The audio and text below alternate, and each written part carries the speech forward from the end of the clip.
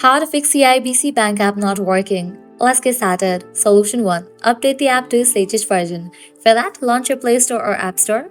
Now at the very top, you're gonna see the search box. Over there, type in the app name, CIBC, and then search for it. With that, app will appear. After app appears, at the right corner of it, you're gonna see the option of Open or Update. If you find the option of Update over here, just click on it and update the app to its latest version. Then you can check whether your problem has been solved or not. Solution 2. Clear cache for the app. For that, launch your settings, scroll down, navigate to the option of General, head over to the option of iPhone Storage. Now here you're gonna find different apps that are installed on your device. Find the app CIBC. After you find it, open it. Then click on Offload app.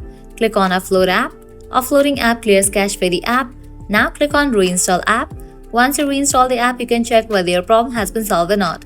If the solution doesn't work for you, what you can do is apply solution 3. That is, you'll need to completely delete this app from your device and reinstall it. To do that, click on the option of Delete app. Click on Delete app.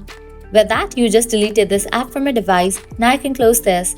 Launch your App Store or Play Store. Search for the app CIBC. After app appears, install it.